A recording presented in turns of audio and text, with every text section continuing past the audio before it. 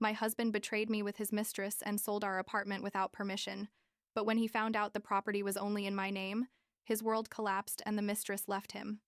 I'm 42 years old. I work in business consulting, and what happened 6 months ago still feels surreal when I think about it. Like one of those things you see in bad movies but never think will actually happen to you. I was on a business trip in Boston, some boring 3-day conference about digital transformation or something like that, when my husband Andrew called me and basically destroyed what I thought was my life. I guess I should start by explaining how I got there, because honestly none of this makes sense without context, you know? Andrew and I had been married for 13 years. We met when I was like 27. He was 29. And everything was pretty normal at first. You can imagine, right? The typical dates, falling in love, the small but nice wedding, buying our first apartment together. We lived in the city, a 2-bedroom apartment in a building built in the 60s but renovated. Nothing fancy, but it was ours, or so I thought. We both worked a lot, me in consulting and him in finance. We made good money, had a comfortable life. We didn't have kids. We never agreed on that topic, and eventually we just stopped talking about it. Looking back, I should have seen that as a sign, but well, you never see these things until it's too late. The last 2 years had been weird. I'm not gonna lie. Andrew started working later, traveling more often, being on his phone all the time with that face of someone who's hiding something. I'm not an idiot. Obviously, I thought he might be having an affair. But every time I tried to talk to him about how we were growing apart, he'd tell me he was stressed about work, that they were considering him for a promotion, that he needed my support. And I like a fool believed him. Or maybe I didn't want to accept what was obvious. It's weird because when you're in the middle of the situation, you convince yourself that you're overreacting, that if something was really happening, you'd know for sure. But the truth is, I did know. I just didn't want to face it. Like 8 months ago, we had refinanced the apartment to get a better interest rate. The process was tedious. You know, a bunch of papers and signatures and meetings with the bank. For some reason that I honestly don't even remember. Well, now, the new deed ended up only in my name. I think it had to do with my credit score being better. Or something about the income. I don't know. The thing is, the bank said it would be easier that way. And Andrew agreed. We signed a bunch of documents. I received the deed papers, put them in the filing cabinet in my home office, and honestly forgot about it. It was our apartment. You know what I mean? It didn't matter whose name was on the paper, or so I thought. Then came that damn trip to Boston. It was a Tuesday, like 6 in the evening. I was in my hotel room checking emails after a full day of boring presentations about market strategies. My phone rang, and it was Andrew. I answered like, "Hi, honey. How are you?" Expecting a normal conversation. What I got was something completely different. "Victoria, I need to tell you something," he said, and his voice sounded weird, like nervous but also excited. If that makes sense. I want a divorce. Just like that. No preamble, no context, nothing. I froze with the phone to my ear. Literally couldn't process what I'd just heard. I tried to speak, but he continued, and what he said next was worse. "I already sold the apartment," he said, like he was talking about the weather. "I got a really good offer and closed the deal this afternoon. I need the money to start my new life with Angela." Angela. That name hit me like a punch. So it was real. There was another woman. And not only that, but apparently they already had life plans together. "But wait, you sold what?" I said, because my brain wasn't processing everything. "Our apartment," he repeated, like I was stupid. "I already signed the papers. The buyers take possession in 30 days. You're going to have to find another place to live when you get back from Boston." Can you believe it? The guy called me to tell me he was leaving me, that he'd sold our house, and that, by the way, he had a mistress, all in a 5-minute phone conversation while I was 1,500 kilometers away. I couldn't cry. I couldn't scream. I just felt this cold rage rising through my chest. I started asking him questions. How? When? Why? But he just kept saying it was already decided, that he was going to send the divorce papers with his lawyer, that this was best for both of us. And then, and this is what really made me explode, he told me I should be grateful because he was going to give me half the money from the sale, of half, of the apartment I'd helped pay for 13 years. I hung up. I literally hung up on him, because if I kept listening to his voice, I was going to break something. I sat on the hotel bed with my hands shaking, staring at the wall, trying to understand what the hell had just happened. And then, I don't know, it was like a light went on in my head. The apartment, the refinancing, the deed. I ran to my laptop and started searching through my digital files until I found the scanned copy of the property deed. And there it was, in black and white. Victoria Martinez, sole owner. Andrew's name didn't appear anywhere. I couldn't breathe. I mean, I could, but I was hyperventilating like crazy. That idiot had tried to sell an apartment that wasn't legally his. He'd committed fraud, basically. And he'd done it with such confidence, with such certainty, that I didn't know the deed was only in my name. For a moment, I just sat there processing the magnitude of what I'd just discovered. Then, like 5 minutes later, I started laughing. I know that sounds bad, but I was laughing like crazy in that hotel room because the situation was so absurd, so ridiculous. Andrew had destroyed our marriage, betrayed me, tried to steal my house, and all to impress his mistress, not realizing he technically couldn't do any of that. The first thing I did was call my best friend Danielle. It was like 7 at night and she was making dinner, but when she heard my voice, she said, "What happened?" Because obviously, I sounded upset. I told her everything. Absolutely everything. Talking a mile a minute, and she just kept saying, oh God, no way," until I finished. Then there was silence for a second, and she said something I'll never forget. "Victoria, that asshole doesn't know who he messed with. Call Elizabeth right now." Elizabeth is my lawyer and also a friend from college. She's like a bulldog in a courtroom, you know, small but fierce, and specialized in family law and real estate. I called her even though it was almost 8 at night, and to my surprise, she answered on the second ring. "Elizabeth, I need your help," I said, and explained everything again. She listened in silence, asking specific questions about dates and documents, and when I finished, she just said, "Send me a copy of the property deed right now. I'm also going to need any documents related to the supposed sale you can get. This guy just committed a crime and doesn't even know it." Turns out Andrew had used fake documents to make the sale, had forged my signature on several papers, and the buyers had paid an initial deposit of like $50,000 or something like that. Elizabeth explained that the sale was completely invalid, that she was going to contact the buyer's lawyer to notify them of the fraud, and that Andrew could face criminal charges if the buyers decided to proceed legally. "Do you want to press charges?" she asked me. "Honestly, I don't know," I said. "I just want to get my apartment back and get him out of my life." That night, I didn't sleep at all. I stayed awake in the hotel bed, making plans, imagining different scenarios, feeling this weird mix of betrayal and rage, and also, I don't know, something like satisfaction, because I had the power to completely destroy his plans. The next morning, Elizabeth called me, early, to tell me she'd already contacted the firm representing the buyers and they were in shock. Apparently, Andrew had shown them documents that looked legitimate, and they'd made the transaction in good faith. Elizabeth told me the buyers were probably going to sue Andrew to recover their deposit, but that wasn't my problem. I went back home 2 days later. I canceled the last day of the conference because I couldn't concentrate on anything, took the first flight back, and arrived at the apartment like at 3 in the afternoon. Andrew wasn't there, probably at work or with Angela, and I just went in and sat in the living room looking around, thinking about all the years I'd lived there, all the memories. Now everything felt contaminated. You know what I mean? Like every corner had the memory of his betrayal.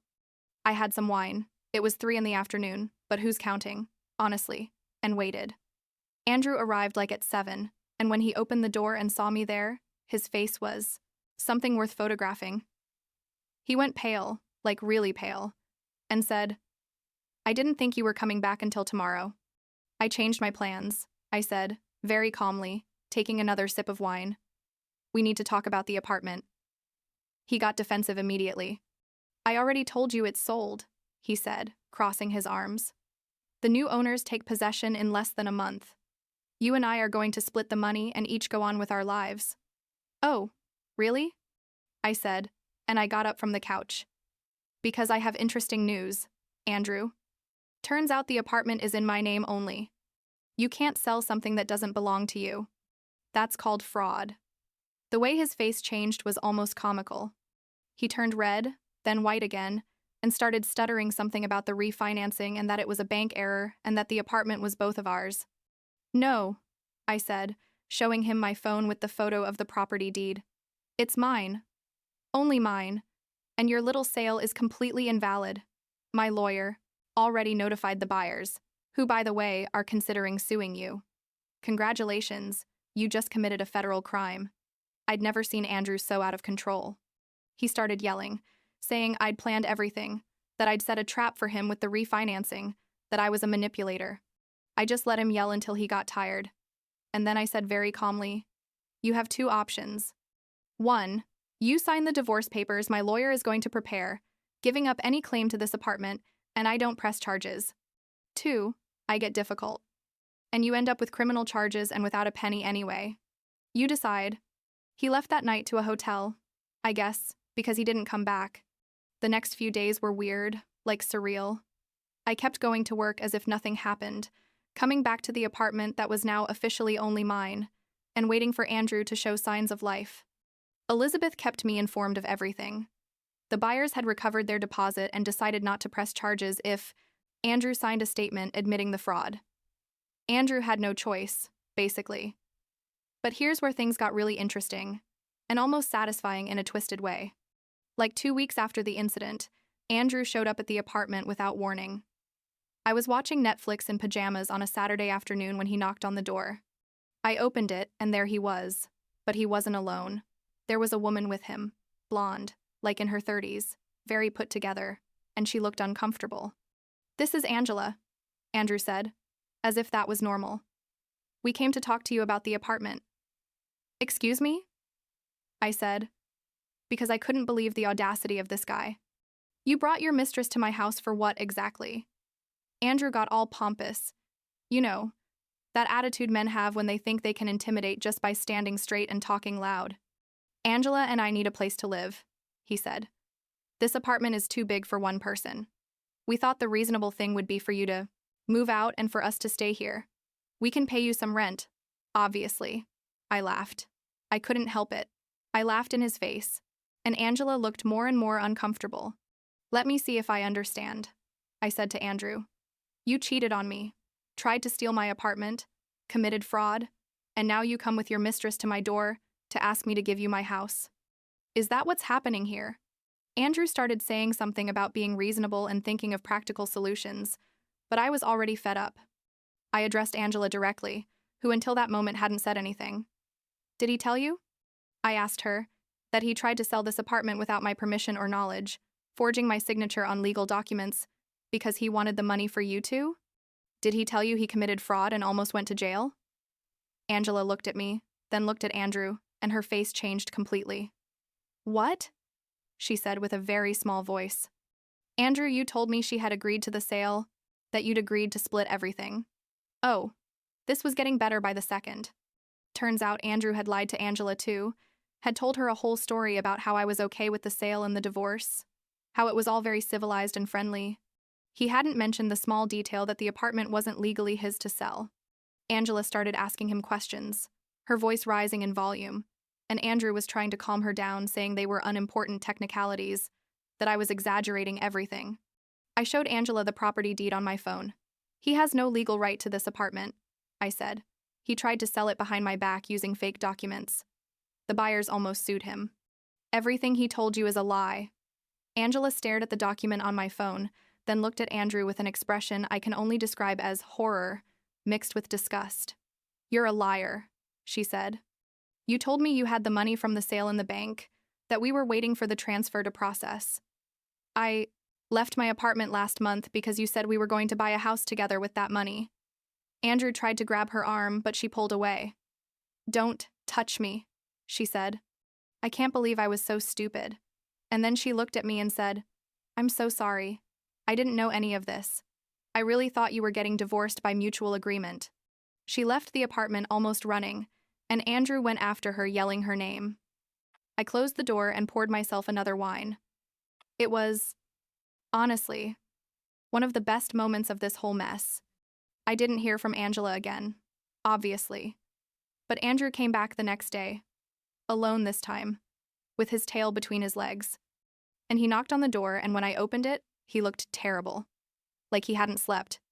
"Angela left me," he said, which didn't surprise me at all. "Victoria, I need to ask you a favor." "A favor?" I repeated, because this man's audacity had no limits. "I need a place to stay while I find an apartment. It would only be a few weeks." I closed the door in his face. Literally. Then I sent him a message saying he had until the end of the day to come get his things from the apartment, and that after that I was going to change the locks. I also told him the divorce papers were ready to sign, and that if he didn't sign them in the next 3 days, Elizabeth was going to proceed with more aggressive legal action. He came that afternoon with his brother. They put his things in boxes in silence and left. He signed the divorce papers 2 days later, without a fight. I think he finally understood he had no power in the situation. The divorce was finalized like 3 months ago.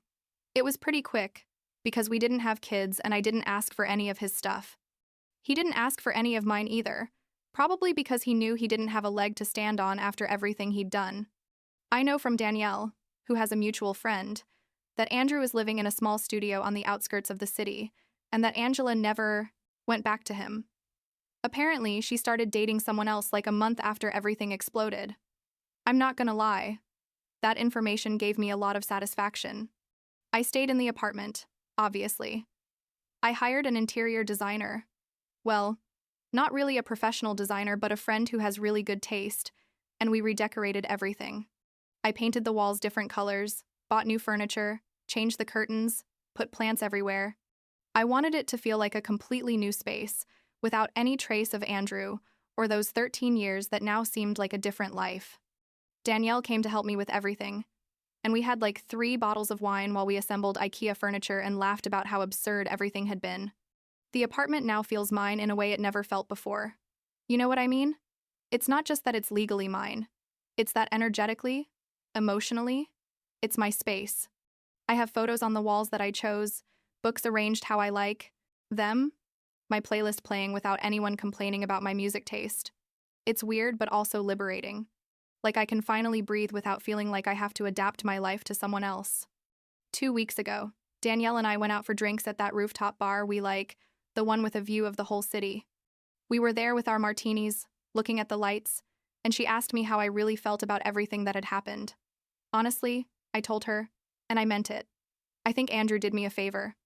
If he hadn't been so stupid, so arrogant as to think he could sell me my own house, I probably would have stayed in that mediocre marriage for who knows how many more years. His betrayal freed me, in a very twisted way. I'm not going to say I'm completely fine, because that would be a lie. There are days when I feel lonely, days when I think about the 13 years I invested in that relationship and wonder if they were a waste. But most days I feel good. Better than good. Honestly. I feel free. I started doing yoga, took up Italian classes I'd abandoned years ago. I go out more with my friends. Last week, I went to dinner alone at a fancy restaurant, something I never would have done before, and it was amazing. I didn't need anyone to validate my experience. You know what I mean? Elizabeth told me the other day that what Andrew did is one of the stupidest cases she's seen in her career. Trying to sell a property that isn't yours, forging documents, all to impress a woman who ended up leaving him anyway. It's almost poetic, in a sad way. Sometimes I wonder if he regrets it, if he realizes how much he lost, not just in terms of material goods, but the life we had. But honestly, I don't care that much anymore. That's his burden, not mine. I'm thinking about selling the apartment next year, not because it has bad memories, but because now I have the freedom to live wherever I want. Maybe I'll move to a smaller place near the park, or maybe I'll look for something completely different. The point is, now they're my decisions, my life, my terms, and that, after all this mess, feels like the biggest victory of all.